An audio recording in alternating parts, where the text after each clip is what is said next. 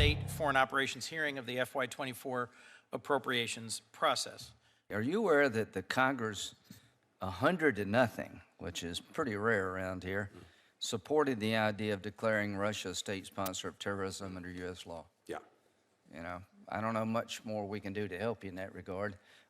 Do you intend? Could I just say on Yeah. that? And I appreciate it. Look, we have, as you know, multiple designations that focus on Russia's war crimes, atrocities, et cetera. The SST brings with it also, I think, potentially some unintended consequences. So here's my question. Yeah. Are you going to designate Russia a state sponsor of terrorism under U.S. law? Do you intend to do that? What we've been doing, Senator, as you know, I think, is working with you to look at a new designation that would go to crimes of aggression. But we've sort of failed in that endeavor, and since we started, an arrest warrant has been issued. What more do you have to do to be a state sponsor of terrorism? China, the meeting with China and Putin, would you consider that a marriage of convenience or a strategic alliance? Perhaps a combination of both. I think you do have a partnership. Remember, as you know, right before the Russian aggression, they met. They talked about a partnership with no limits. China's working against us when it comes to Russia. Do you agree? I think their diplomatic support, their political support, and to some extent material support for Russia certainly goes against our interest in bringing this war to an end in a way that is You publicly said that you had reason to believe that China may be considering providing lethal aid to Russia. Is that correct? That's correct. If you provide lethal aid to a state sponsor of terrorism, that would be considered material support under U.S. law. Is that correct? I believe that's correct. Okay. Don't you think it would be smart to tell China you provide lethal aid to a state sponsor of terrorism? They may be more deterred than if we just remain silent about that. Senator, I've shared directly with my Chinese counterpart the serious problem that China providing lethal material support to Russia for Ukraine. Do you think it's working? Do you think they'll provide aid? As we speak today, we have not seen them cross that line. So my point is that we made a mistake, I think, by not having pre-invasion sanctions. We should have supplied more weapons to Ukraine before the invasion to deter the war. We're a tipping point here. China is openly embracing Russia. They're undercutting everything the West is trying to do to isolate Russia. They're buying unlimited oil. I think now is the time, Mr. Secretary, to label Russia a state sponsor of terrorism, because they are. Up the ante if China wants to continue to help Russia. Would you at least consider that as a deterrent possibility? We want to look at every reasonable deterrent, but again, when it comes to the SST, and we should talk about this further, I think there are better ways to get at the same thing. Well, whatever those ways are, we're over a year into this thing. Let's do something. And I'm just going to tell you, as a friend, I like you. I try to work with you. I'm not going to sit on the sidelines any longer and see Russia not labeled for who they are. They're terrorists. Thank you, Mr. Chairman. I want to also welcome Senator Collins. Do you believe our policies toward drug cartels and fentanyl coming from Mexico, that those policies are working? They need to do more. They need to be more effective. Here's one way we can do that. One way we can do that is making sure that we have, for example, the technology on our borders to detect and intercept the fentanyl. 96% of the fentanyl coming to the United States is coming through legal ports of entry. We have the technology that can catch a lot of that. We need to deploy it faster. That's exactly. How about this idea? Rather than just interdicting at the border, we go to the source and declare Mexican drug cartels foreign terrorist organizations under U.S. law. Would you consider that?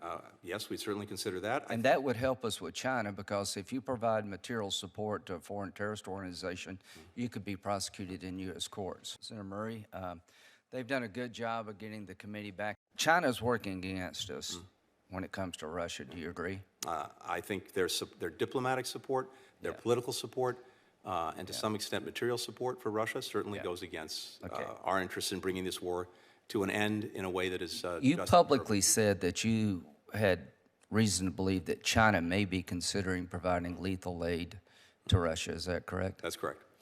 If you provide lethal aid to a state sponsor of terrorism, that would be considered material support under U.S. law. Is that correct? I believe that's correct. Okay. Don't you think it would be smart to tell China you provide lethal aid to a state sponsor of terrorism? They may be more deterred than if we just remain silent about that. Senator, I've shared directly with my Chinese counterpart the serious problem that China providing lethal material support to Russia for Ukraine. Do you think would it's produce. working? Do you think they'll provide aid? As we speak today, we have not seen them cross that line. Agreements for robustly resourcing the State Department and USAID is to make sure we're meeting this moment. The stakes in Ukraine go well beyond Ukraine. And to your point, I think it has a profound impact in Asia, for example.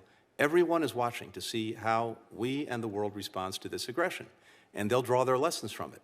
One of the reasons that there are so many partners involved in this from Asia is precisely because, even though this is happening half a world away, they see the stakes for them. One of the leading countries in our coalition to support Ukraine is Japan. South Korea is playing an important role. Australia is too, and they see the stakes. I think if China is looking at this, and they are looking at it very carefully, the President's FY24 budget request for the State Department and USAID meet this moment head on. The budget will sustain our security, economic, energy, and humanitarian support for Ukraine to ensure that President Putin's war remains a strategic failure. The budget will also strengthen our efforts to outcompete the PRC. President Biden and I share the Chairman and Ranking Member's commitment to the Indo-Pacific, which is why this proposal asks for an 18% increase in our budget for that region over FY23. The budget contains both discretionary and mandatory proposals for new innovative investments to outcompete China, including by enhancing our presence in the region and ensuring what we and other fellow democracies have to offer, including things like maritime security, disease surveillance, clean energy infrastructure, digital technology, is more attractive than the alternative. The budget will help us push back on advancing authoritarianism and democratic backsliding by strengthening democracies around the world. In March last year, you said that Western sanctions are having a crippling effect on the Russian economy. After a year of conflict in Ukraine, do you believe that these are crippling? And if not, what more do we need to do to sanction Russia? Yeah, thank you very much, Senator. Two things on this. First, Russia did take extraordinary measures, for example, to prop up the ruble, the expenditures from its sovereign wealth fund as well to make sure it was propping up its economy. That certainly had some effect on some of the macro numbers. But as I see it, the sanctions, the export controls are having and will have an increasingly powerful effect on Russia's ability to prosecute modern warfare, to develop its economy, to progress in its technology, to acquire and use energy extraction technology that it needs, to modernize its aerospace and defense sectors. All of these things are being dramatically undercut by the sanctions and by the export controls.